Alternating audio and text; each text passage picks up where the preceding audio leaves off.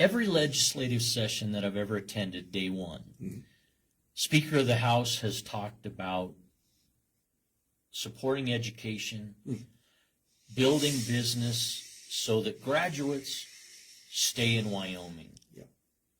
Is that an essential part of your vision for Wyoming? Well, it is. It is. So when I look at the way I rack and stack things, and it was really hard to narrow things down to even 5, and to kind of rack and stack those, because I can make an argument for any of them being number 1. But right now I've got elections, return elections to the voters. I got return education to the parents, return taxes to the taxpayer, return agriculture to the growers. That's a huge thing, and hopefully we can talk about that more. And return energy to Wyoming. So education is huge to me because that's our future. That is our future right there, And there's a lot of stuff out there talking about CTE, career technical, education, those kind of things. And I'm on board to an extent. Where I draw the line is I don't want a bunch of just workers. I want thinkers. I want thinkers out there. Kids that know how to use their hand, but who can critically think. So we've got to get critical thinking put back in there. We've got to get rid of all this sectarian curricula that's in there. Sectarian is curricula is strictly forbidden by our Constitution. But it is all the DEI, the SEL, the CRT, even Common Core, because it's all Marxist based, right? Marxism, which of course denies even that there is a God and that government is the origination of all your liberty, is completely antithetical to anything that's in our Constitution and to capitalism, right? So that has to go. And I think we've got to get these kids to believe in America again, who love this country again, but who are taught critical thinking, who are taught those skills. Like we used to have shop class, that's where I first learned leatherwork and those kind of things.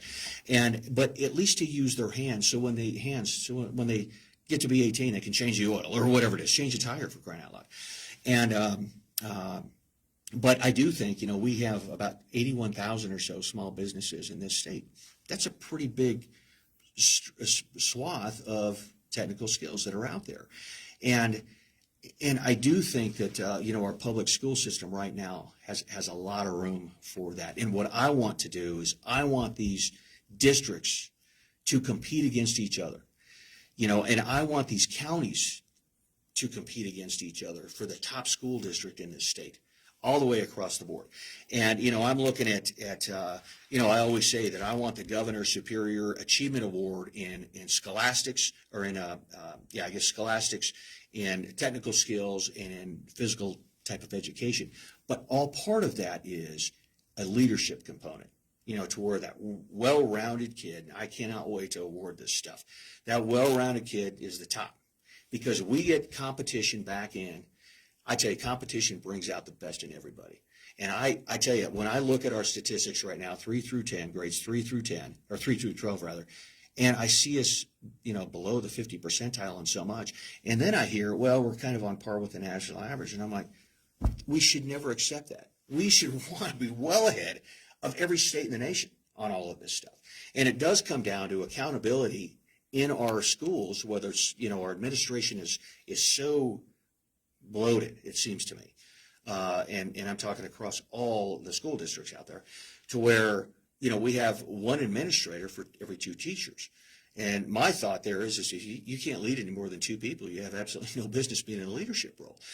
Because these teachers, nearly all the teachers with whom I've spoken, all they want to do is teach, but they're on underneath these huge administrative burdens. They test to the test, right? They test to the test.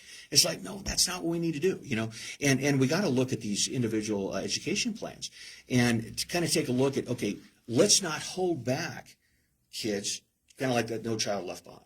I was never on board with George Bush's No Child Left Behind, because what it did is it held back those who are, could excel.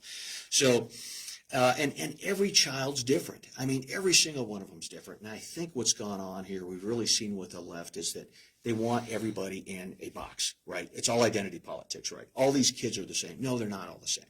And I'm not a cowboy. I'm not a farmer. I don't pretend to be one. People keep trying to tell me to wear a cowboy hat, and I just won't do it because I respect the hat too much to wear it. I'm just not somebody like that, even though I've done that kind of work. But the ranch work that I have done is I've learned so much on there. because you have to do it. You got to figure out how to do this stuff, and to make things go. And but to really get these kids, when they graduate high school, right now we're teaching them to go to college. I want these kids when they're out of high school that they're financially disciplined, are responsible, they don't hate the country, they should love this country, and that they can start a business if they wanted to. I mean, really right now, if you're a welder, if you're a powder coater, if you're an electrician, man, you can name your price. Vocational? Vocation, absolutely. You can name your price.